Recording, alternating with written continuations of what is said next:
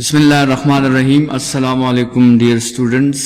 Hadaf group of colleges की तरफ से मैं आपको इस पहले ऑनलाइन सेशन लेक्चर में खुशामदीद कहता हूँ। आज के लेक्चर में हम फर्स्ट ईयर फिजिक्स का चैप्टर नंबर 4 जो है वो फॉर्मली स्टार्ट करेंगे और चैप्टर का नाम आपके साथ वर्क पावर एनर्जी है।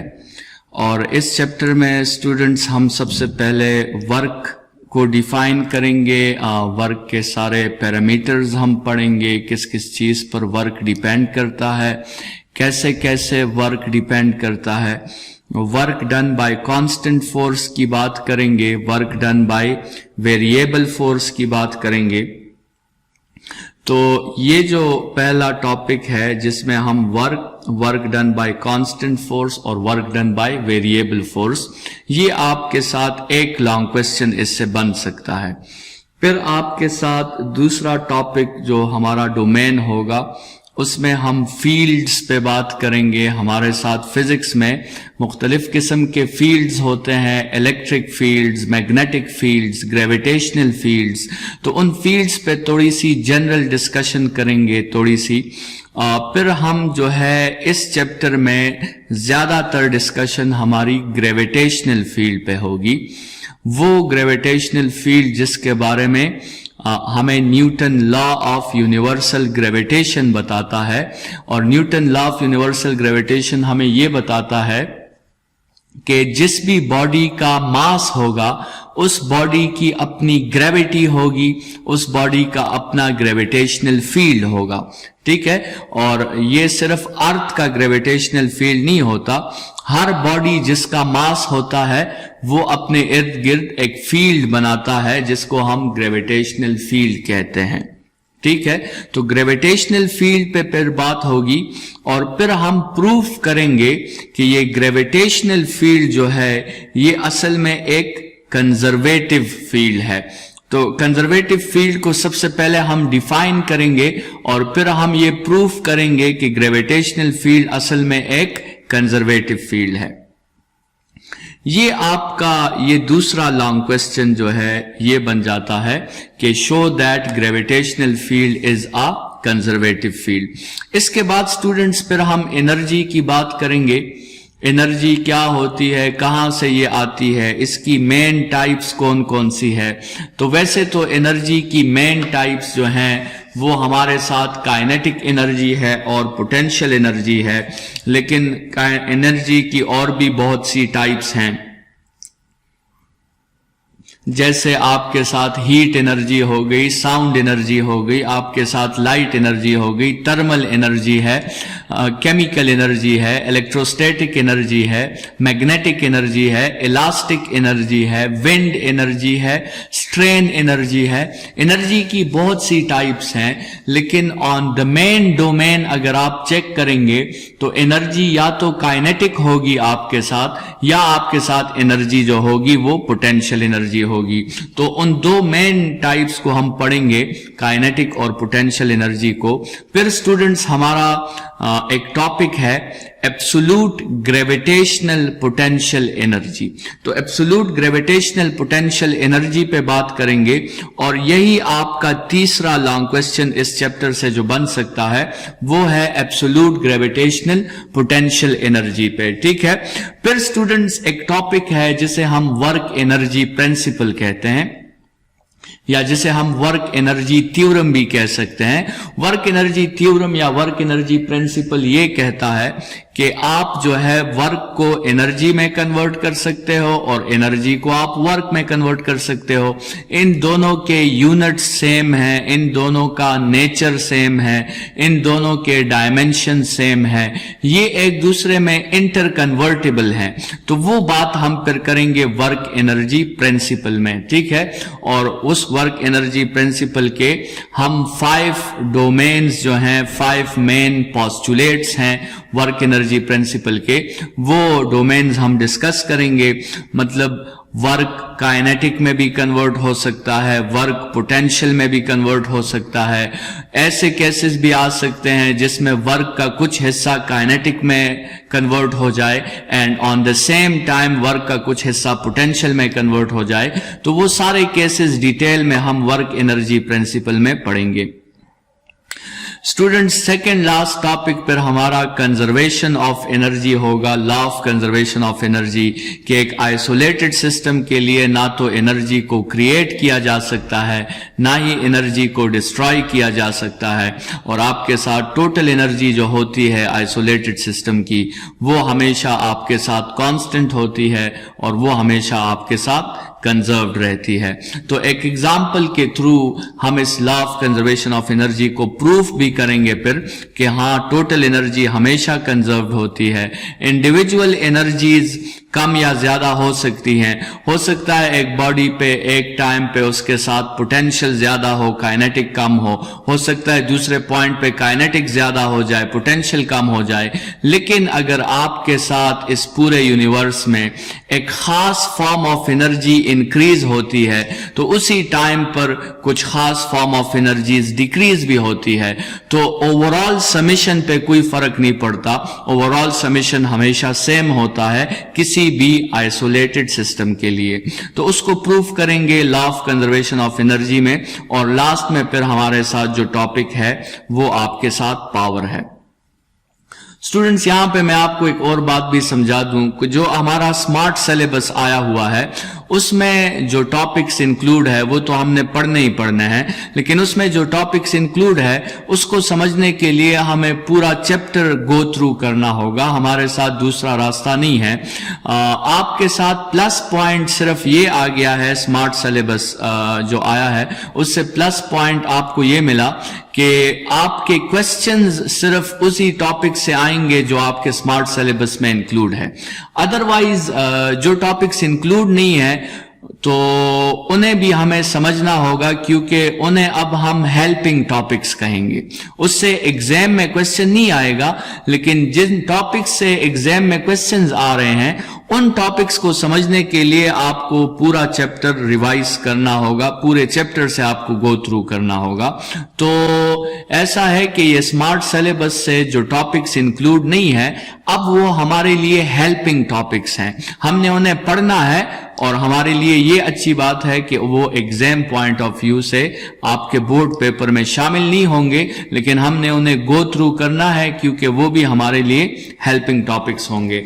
तो स्टूडेंट, स्टार्ट लेते हैं, और फिजिक्स में वर्क को कैसे डिफाइन किया जाता है, वर्क का टॉपिक उससे हम स्टार्ट ले रहे हैं। तो स्टूडेंट, सबसे पहली बात यह है, पहली बात हमेशा ये याद रखें कि वर्क करना ये किसकी प्रॉपर्टी है, कौन सा ऐसा एजेंट है जो वर्क करेगा। तो उसमें स्टूडेंट्स हमेशा याद रखें कि work is always done by a force. Work is always done by a force. Work करना ये किसकी प्रॉपर्टी है, ये फोर्स की प्रॉपर्टी है। फोर्स होगा तो हम वर्क की बात करेंगे, फोर्स नहीं होगा तो हम वर्क की बात ही नहीं करेंगे, फिर वर्क होना पॉसिबल ही नहीं है। तो वर्क करना ये फोर्स का काम है, और फोर्स होगा then we will discuss work. Otherwise अगर फोर्स जीरो होगा तो फिर वर्क को मालूम करने की जरूरत ही नहीं है। अगर फोर्स आपके साथ किसी सिस्टम पे अप्लाई नहीं हो रहा तो समझ लें, डायरेक्टली समझ लें कि फिर वर्क भी उस सिस्टम में नहीं हो रहा। तो ये बात याद रखें कि वर्क करना ये फोर्स की प्रॉपर्टी है। अगर फोर्स अप्लाई हो रहा है तो वो वर्क कर सकता है, लेकिन अगर फोर्स अप्लाई ही नहीं कर रहे हम तो फिर आपके साथ वर्क का होना, उसका तसव्वुर भी हम नहीं कर सकते। तो अगर F 0 होगा तो वर्क भी आपके साथ 0 होगा। स्टूडेंट्स, जब भी आपसे क्वेश्चन आता है, लेट्स सपोज आपका क्वेश्चन आता है कि फाइंड द वर्क,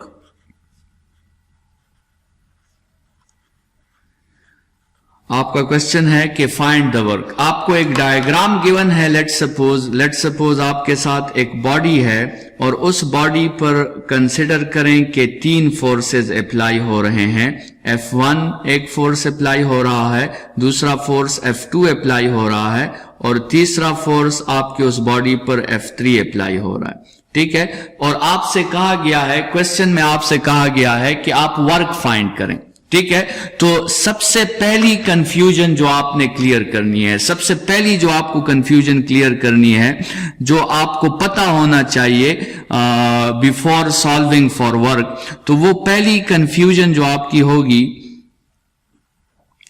वो आपने ये सोचना होगा कि मैंने किस फोर्स का वर्क फाइंड करना है। यहां तो आपके साथ 3 फोर्सेस अप्लाई हो रहे हैं, तो आपने क्वेश्चन में सोचना होगा कि मैंने W1 फाइंड करना है, वो वर्क फाइंड करना है जो F1 की वजह से हुआ है, या वो वर्क फाइंड करना है जो F2 की वजह से हुआ है, या वो वर्क फाइंड करना है जो F3 की वजह से हुआ है, या वो वर्क फाइंड करना है जो नेट फोर्स की वजह से हुआ है।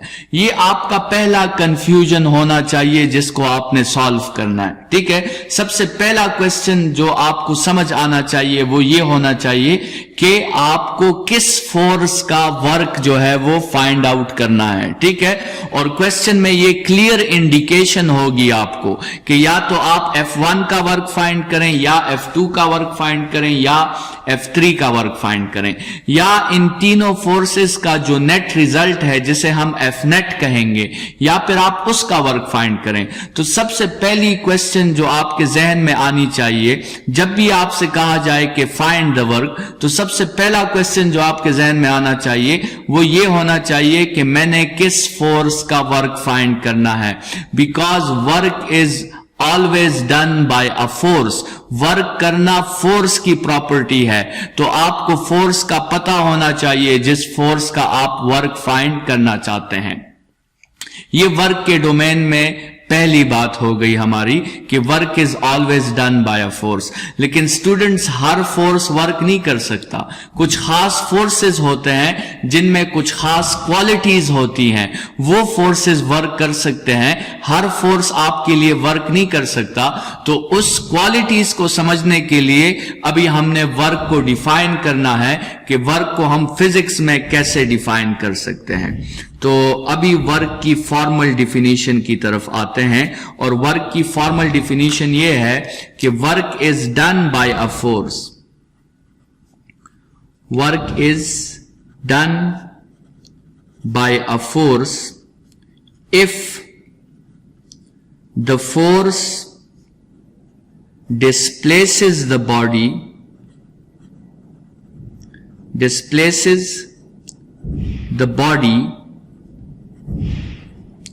in its own direction. Work is done by that force which can displace the body in its own direction. ठीक है, तो अभी आपको पता चल गया कि फोर्स की कौन सी वो क्वालिटी है जिसकी वजह से हम कहते हैं कि फोर्स वर्क कर सकता है। वो ये क्वालिटी है कि displaces the body in its own direction. ठीक है, लेट्स सपोज हमारे साथ एक बॉडी है और उस बॉडी पे हमने फोर्स अप्लाई किया F, और उस फोर्स की वजह से इस बॉडी ने डिस्प्लेसमेंट कवर कर ली, तो तब हम कहेंगे कि इस फोर्स ने इस बॉडी पे वर्क कर लिया है। मतलब इसको समझने का आसान तरीका यह है कि वर्क के लिए क्या जरूरी है, फोर्स को क्या करना है, बॉडी को डिस्प्लेस करना है, और वो फोर्स और डिस्प्लेसमेंट क्या होने चाहिए, वो एक दूसरे को पैरेलल होने चाहिए। पैरेलल होने का मतलब यह है कि जिस डायरेक्शन में फोर्स है उसी डायरेक्शन में क्या होनी चाहिए, उसी डायरेक्शन में आपके साथ डिस्प्लेसमेंट भी होनी चाहिए। ठीक है, अगर फोर्स इस लाइन पे है, ये जो एक line of action of force है, अगर फोर्स इस लाइन पे है तो डिस्प्लेसमेंट का भी इसी लाइन पे होना जरूरी है, तभी हम कह सकते हैं कि आपके साथ वो फोर्स जो है वो वर्क करने की सलाहियत रखता है, वो फोर्स वर्क करने की एबिलिटी रखता है और वो फोर्स वर्क कर सकता है। सिर्फ वो फोर्स वर्क कर सकता है जिसमें ये एबिलिटी हो कि वो बॉडी को अपनी डायरेक्शन में डिस्प्लेस करा सके। लेट्स सपोज अगर हमने ऐसे फोर्स अप्लाई किया है इस डायरेक्शन में, तो डिस्प्लेसमेंट इस फोर्स ने इसी डायरेक्शन में करानी है। अगर हमने ऐसे फोर्स अप्लाई किया है इस डायरेक्शन में, तो इस फोर्स को बॉडी को अपनी ही डायरेक्शन में डिस्प्लेस कराना है। ठीक है, तो आपके साथ जिस भी डायरेक्शन में फोर्स होगा, अगर उस डायरेक्शन में बॉडी डिस्प्लेसमेंट भी कर रही है, तो उसके लिए फिर हम कहेंगे कि वो फोर्स बॉडी पे वर्क कर रहा है या वो फोर्स बॉडी पे वर्क करने की एबिलिटी रखता है। ठीक है, तो ये वर्क में उस फोर्स की वो क्वालिटी है जिससे हम कह देते हैं कि ये फोर्स वर्क कर सकता है। वो फोर्स वर्क कर सकता है जो बॉडी को अपनी डायरेक्शन में डिस्प्लेस करा सके।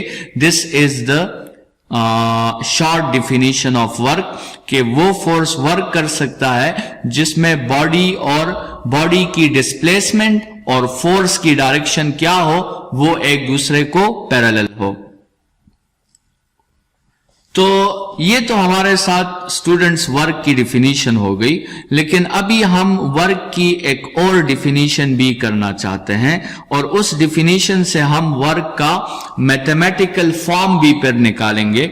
उसी डिफिनीशन से हमें वर्क का फॉर्मूला भी मिलेगा, लेकिन उस डिफिनीशन के लिए स्टूडेंट्स जरा सा गौर करें।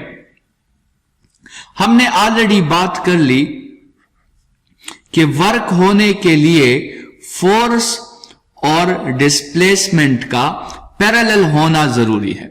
यह बात जरा आप जहन में रखें कि वर्क होने के लिए फोर्स और डिस्प्लेसमेंट का पैरेलल होना जरूरी है। और जरा सा आप गौर करें डॉट प्रोडक्ट पर। अगर आप प्रीवियस चैप्टर नंबर 2 में डॉट प्रोडक्ट पे गौर करें, तो डॉट प्रोडक्ट में हमने एक प्रॉपर्टी पढ़ी थी कि dot product is the property of multiplying parallel vectors. Dot product क्या है? It is the property of multiplying parallel vectors. और वर्क के लिए फोर्स और डिस्प्लेसमेंट का पैरेलल होना जरूरी है। आप जरा इन दोनों बातों पे गौर करें तो आप बहुत आसानी से वर्क को दोबारा डिफाइन कर सकते हैं। मैथमेटिकली आप वर्क को डिफाइन कर सकते हैं कि work is defined as the dot product of force and displacement. Work क्या है? ये फोर्स और डिस्प्लेसमेंट का डॉट प्रोडक्ट है आपके साथ। तो यहां से आपको स्टूडेंट्स इसका वर्क का मैथमेटिकल फॉर्म भी मिल जाएगा। वर्क का मैथमेटिकल फॉर्म आपके साथ होगा W is equal to F dot D। ठीक है, ये आपके साथ वर्क का मैथमेटिकल फॉर्म हो गया। और अभी डॉट प्रोडक्ट के फॉर्मूला को अगर आप ओपन करना चाहते हैं तो अभी आप लिख सकते हैं work is equal to FD cos theta. ठीक है, तो ये वही डॉट प्रोडक्ट का फॉर्मूला है। अगर आपको याद हो, हमने डॉट प्रोडक्ट में कहा था कि C is equal to A dot B, और यहां फिर हमने इसको ओपन किया था C is equal to AB cos theta. ठीक है, तो यहां आप इसको इसके साथ थोड़ा कंपेयर करें। हमने C की जगह सिर्फ W पुट कर दिया है, A की जगह हमने F पुट कर दिया है और B की जगह हमने D पुट कर दिया है। बाकी ये वही डॉट प्रोडक्ट, और जो प्रॉपर्टीज हमने डॉट प्रोडक्ट की पढ़ी थी उन सब प्रॉपर्टीज को अभी आप वर्क पर अप्लाई कर सकते हो, क्योंकि we have defined work as the dot product of force and displacement. हमने वर्क को डिफाइन ही डॉट प्रोडक्ट की हेल्प से किया है। तो अब डॉट प्रोडक्ट की जितनी भी प्रॉपर्टीज हैं वो सब आप वर्क पे अप्लाई कर सकते हो। तो स्टूडेंट्स ये हमारे साथ वर्क का मैथमेटिकल फॉर्म हो गया। ठीक है, यहां से अगर आप अपने उन लर्निंग ऑब्जेक्टिव्स को देखते हैं तो हमने वर्क में दो कैटेगरीज बनाई थी, work done by constant force और work done by variable force. तो यहां से इस फॉर्मूला को देखकर आपको पता चल गया होगा कि वर्क असल में फोर्स पर डिपेंड करता है। तो वर्क एक ऐसे फोर्स की वजह से भी हो सकता है जो कांस्टेंट हो, और वर्क ऐसे फोर्स की वजह से भी हो सकता है जो वेरिएबल हो, जिसकी मैग्नीट्यूड में आपके साथ चेंजेस आए, जो चेंज हो रहा हो। तो ये दो टॉपिक्स हमने इसमें डिस्कस करने हैं। हमने work done by constant force भी डिस्कस करना है और हमने work done by variable force भी डिस्कस करना है। ठीक है, तो सबसे पहले हम इस तरह करते हैं कि हम वो फैक्टर्स डिस्कस करते हैं जिस पे वर्क डिपेंड करता है। वो कौन कौन से फैक्टर्स हैं जिसको चेंज करने से वर्क चेंज हो सकता है। तो factors affecting work, factors affecting work. और ये इस फॉर्मूला से, अगर आप इस फॉर्मूला को देखें तो आपको क्लियरली पता चल जाएगा कि आपके साथ जो वर्क है वो तीन फैक्टर्स पर डिपेंड करता है। सबसे पहला फैक्टर जिस पे वर्क डिपेंड करता है वो आपके साथ है magnitude of force, magnitude of force. ठीक है, वर्क तो वैसे प्रॉपर्टी भी फोर्स की है, तो जितना ज्यादा फोर्स होगा उतना ज्यादा वर्क भी होगा। अच्छा, दूसरा वर्क डिपेंड करता है मैग्नीट्यूड ऑफ डिस्प्लेसमेंट पर। वर्क डिपेंड करता है आपके साथ मैग्नीट्यूड ऑफ डिस्प्लेसमेंट पे भी। ठीक है, जितनी बॉडी डिस्प्लेसमेंट ज्यादा करेगी उतना आपके साथ वर्क भी ज्यादा होगा। और तीसरा फैक्टर जो है वो आपके साथ थीटा है। मतलब वर्क किस पे डिपेंड करता है, it also depends upon the angle between F and D. वो एफ और डी के दरमियान जो एंगल बन रहा है जिसको हम थीटा कह रहे हैं, ये वर्क उस पर भी डिपेंड करता है। स्टूडेंट्स, आपने शायद मैट्रिक में वर्क का फॉर्मूला कुछ इस तरह लिखा हो, W is equal to F D. ठीक है, लेकिन यहां हम वर्क का फॉर्मूला लिख रहे हैं W is equal to F D cos theta. इन दोनों फॉर्मूलास को आप कब आपने यूज करना है और कब आपने कौन सा फॉर्मूला यूज करना है, तो उसके लिए स्टूडेंट्स मैं आपको बता दूं, अगर आपकी सिचुएशन कुछ इस तरह है कि आपके साथ ये बॉडी है और ये आपने इस पे फोर्स अप्लाई किया और बॉडी ने इस डायरेक्शन में डिस्प्लेसमेंट कर दी। ठीक है, तो यहां पे जो फोर्स और डिस्प्लेसमेंट के दरमियान एंगल बना है वो एंगल आपका है 0 डिग्रीज, और आपको पता है कि cos ऑफ 0 डिग्रीज वो 1 के इक्वल होता है। तो इस केस में आप वर्क के लिए ये फॉर्मूला यूज कर सकते हैं W is equal to F D, क्योंकि cos ऑफ 0 जब आप पुट करेंगे तो उससे आपका आंसर 1 आएगा। तो आप सिंपल ये फॉर्मूला भी यूज कर सकते हो एफ डी। ठीक है, ये एफ डी वाला जो फॉर्मूला है ये एक स्पेशल केस है। हमने मैट्रिक में सिर्फ एक स्पेशल केस डिस्कस किया था, और वो स्पेशल केस कौन सा केस है, वो थीटा इज इक्वल टू 0 का केस है। ये W is equal to F D का फॉर्मूला आपने सिर्फ उस वक्त यूज करना है जब फोर्स और डिस्प्लेसमेंट आपस में पैरेलल हो।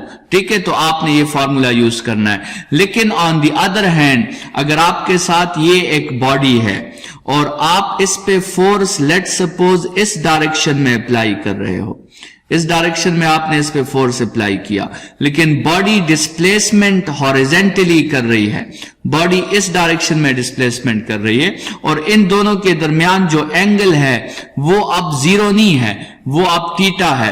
तो स्टूडेंट्स, इस केस में फिर आप ये पहला वाला फॉर्मूला यूज नहीं कर सकते। इस केस में फिर आपने फिर क्या यूज करना है, आपने फिर F D cos theta use करना है। अगर थीटा आपके साथ 0 के इक्वल नहीं है तो फिर स्टूडेंट्स आपने ये फॉर्मूला यूज करना है, और अगर थीटा 0 के इक्वल है तो फिर आप W is equal to F D का फॉर्मूला भी यूज कर सकते हैं। तो W is equal to F D cos theta जो है ये हमारे साथ जनरल फॉर्मूला है, लेकिन W is equal to F D जो है ये इसी जनरल फॉर्मूला का एक स्पेशल केस है, और वो केस आपके साथ कौन सा है? वो केस आपके साथ है थीटा इज इक्वल टू 0 का केस, और कॉस ऑफ 0 आपके साथ 1 के इक्वल होता है। तो जब हम उस cos 0 में 1 पुट कर देते हैं तो आपके साथ एफ डी आ जाता है। और हम केसेस में डिस्कस करेंगे आगे, जब हम इन फैक्टर्स को डिस्कस करेंगे, कि ये जो वर्क आपके साथ आया है ये वर्क की मैक्सिमम वैल्यू है, इससे ज्यादा वर्क आपके साथ नहीं आ सकता, ये उसकी मैक्सिमाइज्ड वैल्यू है। फोर्स उस वक्त सबसे मैक्सिमम वर्क कर सकता है जब फोर्स और डिस्प्लेसमेंट आपस में आप एक दूसरे के साथ पैरेलल हो, तो उस केस में फोर्स जो वर्क करता है वो सबसे मैक्सिमम वर्क होता है। तो उसको हम आगे जो है जाके फिर फैक्टर्स में डिस्कस करेंगे। और ये फैक्टर अगर आपको याद हो हमने डॉट प्रोडक्ट में भी ये सारी बातें की थी, उन्हीं बातों को हम रिपीट करने वाले हैं। ये फैक्टर्स जो 3 फैक्टर्स हैं ये हमने यहां डॉट प्रोडक्ट में भी कहा था कि डॉट प्रोडक्ट का रिजल्ट ए पर डिपेंड करता है, डॉट प्रोडक्ट का रिजल्ट बी पर डिपेंड करता है, और डॉट प्रोडक्ट का रिजल्ट एंगल पर डिपेंड करता है। तो यहां तो ए की जगह एफ है, बी की जगह डी है, और एंगल की जगह वही एंगल है। तो जहां पर जैसे हमने वहां पे पढ़ा था उसी तरह हम आगे जाएंगे, और 1 बाय 1 इन 3 बातों को अभी हम और एक्सप्लेन करेंगे कि वर्क का फोर्स के साथ क्या ताल्लुक है, वर्क का डिस्प्लेसमेंट के साथ क्या ताल्लुक है, और वर्क का एंगल के साथ क्या ताल्लुक है। तो नेक्स्ट पेज की तरफ बढ़ते हैं स्टूडेंट्स और डिस्कस करते हैं कि आपके साथ वर्क जो है इन सब क्वांटिटीज के साथ कैसे रिलेट करता है। तो सबसे पहले जो हमने क्वांटिटी की बात की थी वो हमने बात की थी मैग्नीट्यूड ऑफ फोर्स पे। ये पहला फैक्टर है जिस पे वर्क डिपेंड करता है, मैग्नीट्यूड ऑफ फोर्स। और अगर आप फॉर्मूला में स्टूडेंट्स देखें तो वर्क जो है, जो फॉर्मूला है W is equal to F D cos theta, तो आप फॉर्मूला में देखें तो दोनों न्यूमरेटर में है, वर्क भी न्यूमरेटर में है और फोर्स भी न्यूमरेटर में है, जिससे हमें यह पता चलता है कि work is directly proportional to force. Work जो है वो फोर्स के साथ डायरेक्टली प्रोपोर्शनल है। लेकिन स्टूडेंट्स हमने जैसे पिछली बार भी बहुत दफा ये बात की है कि जब आप वर्क और फोर्स का रिलेशन देखोगे तो आपने बाकी वेरिएबल्स को आपने चेंज नहीं करना। बाकी वेरिएबल्स आपके क्या होने चाहिए, वो आपके कांस्टेंट होने चाहिए। तभी ये प्रोपोर्शनैलिटी का उसूल है, ये प्रोपोर्शनैलिटी का जो है मेथड है कि जब भी आप दो क्वांटिटीज को कंपेयर करते हैं उनके अलावा आप बाकी क्वांटिटीज को कंट्रोल रखते हैं, उन्हें आप कांस्टेंट रखते हैं, उन्हें आप चेंज नहीं कर सकते।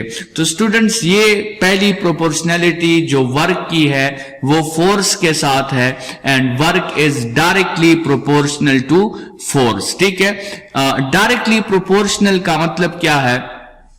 डायरेक्टली प्रोपोर्शनल का मतलब यह है कि अगर फोर्स डबल हो गया तो वर्क भी डबल हो जाएगा, अगर फोर्स हाफ हो गया तो वर्क भी हाफ हो जाएगा, अगर फोर्स में 10% चेंजेस आएंगी तो वर्क में भी 10% चेंजेस आएंगी। मतलब कहने का यह है कि लेट्स सपोज अगर आपका ऐसा एक एमसीक्यू आता है कि आपके साथ फोर्स 10 न्यूटन था और उस 10 न्यूटन के फोर्स पे जो वर्क हुआ लेट्स सपोज वो 100 जाउल्स का वर्क हुआ। अब वो आपसे क्वेश्चन करें कि फोर्स को हमने 10 न्यूटन से 20 न्यूटन कर दिया, ये लेट्स सपोज F1 W1 है और फिर F2 हमने 10 न्यूटन से उसे 20 न्यूटन कर दिया, मतलब फोर्स को हमने डबल कर दिया। तो फोर्स को डबल करने से वर्क भी डबल हो जाएगा, वो भी 100 न्यूटन से 100 जाउल से 200 जाउल्स हो जाएगा। इसी तरह अगर आपसे कह दिया जाए कि फोर्स को हमने हाफ कर दिया, 10 न्यूटन से हम उसको 5 न्यूटन पे ले आए तो स्टूडेंट्स वर्क भी हाफ हो जाएगा। वर्क जो है वो 100 न्यूटन से 100 जाउल से 50 जाउल हो जाएगा। ठीक है, तो जिस तरह फोर्स में चेंजेस आएंगी बिल्कुल उसी तरह आपके साथ वर्क में भी चेंजेस आएंगी, because work is directly proportional